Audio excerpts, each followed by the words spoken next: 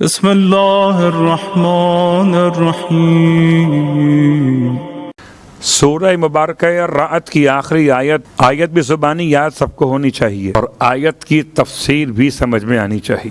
سورہ رعد میں گرچہ 3 ایسی آیتیں ہیں پورے سورے میں خاص الگ سے بیان کی گئیں، ان میں سے ایک آیت ان اللہ لا یغیر ما بقوم حتی یغیروا ما بانفسہم، دوسری آیت الا بذکر اللہ تطمئن القلوب، اور تیسری آیت فیقول الذین کفروا لست مرسلا۔ یہ 3 آیتیں ایسی ہیں اس سورے کے اندر کہ جن کو الگ سے اگر آپ یاد کر لیں تو بہت بہترین پیغامات ہیں۔ ان 2 آیتوں کا ترجمہ پیش کر ان اللہ لا یغیر ما بقوم، بے شک کہ اللہ کسی قوم کے حالات کو نہیں بدلتا، حتی یغیر ما بانفسہم، جب تک کہ وہ قوم خود اپنی حالت کو بدلنے پر تیار نہ ہو جائے۔ یہ آیت واقعاً ہمیں اور آپ کو پیغام دیتی ہے کہ خدا نہیں بدلے گا جب تک ہم خود ہی کو نہیں بدلیں گے۔ اگر چاہتے ہیں خدا ہمارے حالات بدلے، پہلے خود ہی کو استعمال کریں، اور جب اپنے آپ کو آمادہ کریں گے تو خدا حالات بدلے گا، ورنہ حالات ایسے ہی رہیں گے۔ آپ چاہتے ہیں کہ آپ کو رزق اچھا ملے، حالات بدلی، پہلے کوشش کم کرتے تھے، کوشش بڑھا دیجئے، اور اگر رزق تنگ ہونے لگے تو بجائے عاملوں کو تلاش کرنے کے عمل تلاش کیجئے، اس لیے کہ عاملوں کے ہاتھ میں نہیں ہے کہ آپ کا رزق بڑھا دیں۔ اگر ہوتا تو اپنا نہ بڑھا لیتے، ان کا اپنا رزق اپنے ہاتھ میں نہیں، وہ بھی آپ کے ہاتھ میں ہے۔ صلوات پڑھیں محمد و آل محمد۔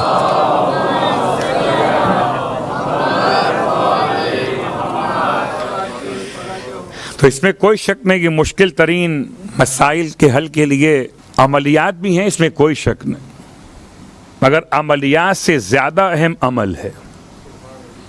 تو عملیات کے باب میں جملہ آپ کی خدمت میں عرض کر دوں کہ مولائے کائنات کا ماننے والا اور در بدر پریشان ہو، بیٹھا ہے مشکلات کے رستے میں ہار کے، اور بدنصیب دیکھ علی کو پکار کے۔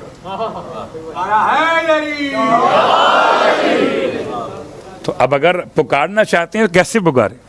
پکارنے کا طریقہ کار کیا ہے؟ تو ناد علی کی جو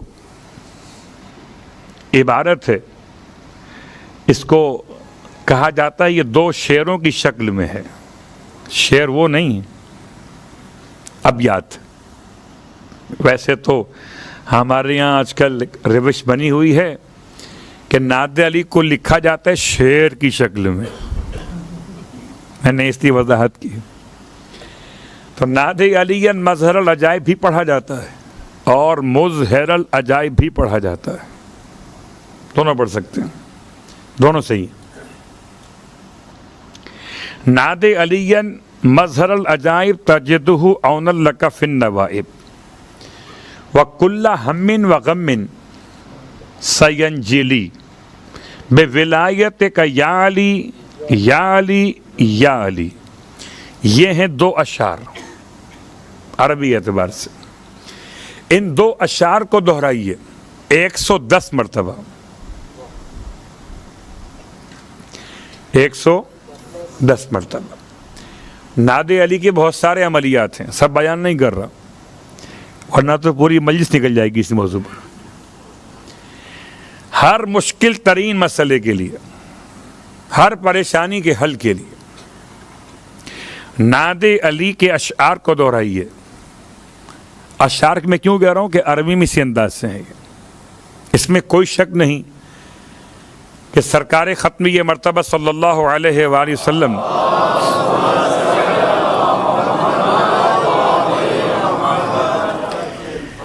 ان جملات کو ادا فرمایا، نعت علی کہ پکاری علی کو، اور آپ نے پکارا علی کو۔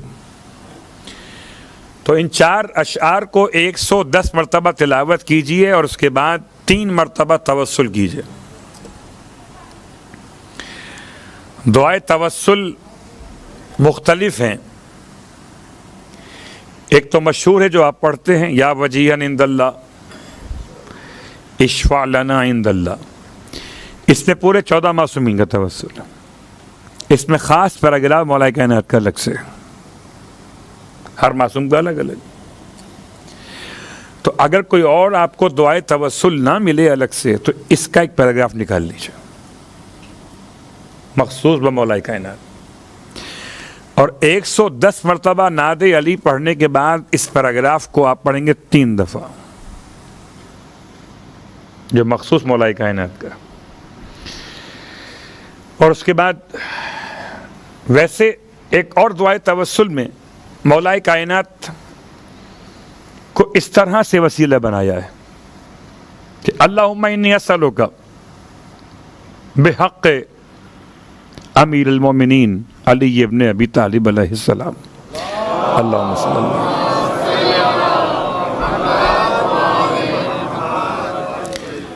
جو میں نے پڑھا یہ جملہ توسل کا ہے. اللہم انی اسألک بحق امیر المومنین علی ابن ابی طالب علیہ السلام الا انتقمت، کیا الفاظ ہیں؟ الا انتقمت بہ، اے پروردگار تجھے واسطہ تیرے ولی امیر المومنین علی ابن ابی طالب کے حق کا،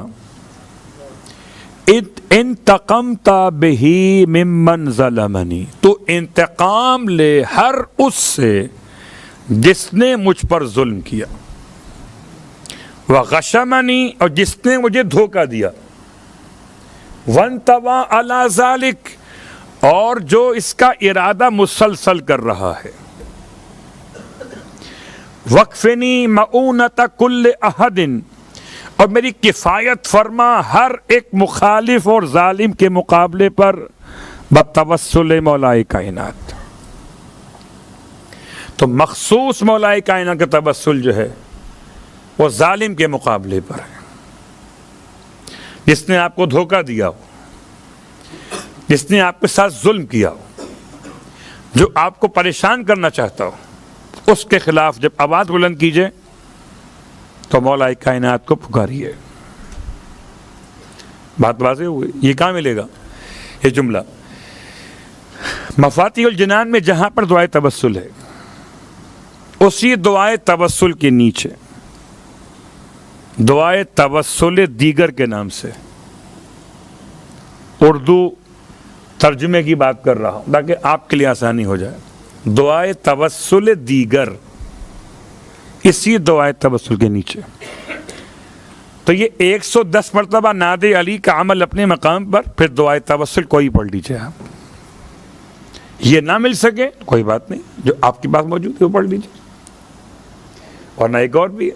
خیر، تو یہ عمل کیجئے، مگر اس کے ساتھ ساتھ اگر رزق تنگ ہو رہا ہے تو پہلے خدا سے مغفرت کا سوال کیجئے. پھر دیکھیے کہ آپ اس وقت میں بیدار رہتے ہیں جب روزی بڑھتی ہے. اگر نہیں رہتے تو کوشش کریں کہ بیدار رہیں. کل کی بات سے آج کی بات مل رہی ہے، وہ وقت مخصوص ہے مولائے کائنات کے نام سے. طلوع صبح صادق سے لے کر اور طلوع آفتاب تک کے درمیان کا وقت ساعت اول کہلاتا ہے، اور ساعت اول امام اول کے نام سے. اور اگر آپ چاہتے ہیں کہ اس وقت میں کوئی دعا پڑھیں تو مفاتیح الجنان کے ساتھ باقیات صالحات کتاب بھی ہے ایک، الباقیات الصالحات. الباقیات الصالحات میں 12 ساعتوں کی 12 دعائیں ہیں. ہر امام کی ساتھ کی الگ دعا ہے. دیکھیے یہ آج کی بات نہیں ہے، کتنی پرانی بات ہے، کتاب میں کب سے لکھی ہے، اور ہم ادھر ادھر ڈھونڈ رہے ہیں. اس کو علی جیسا مولا نصیب ہو گیا ہو، وہ نہ ادھر گھومتا نہ ادھر گھومتا. اصل بات پڑھے محمد و آل محمد.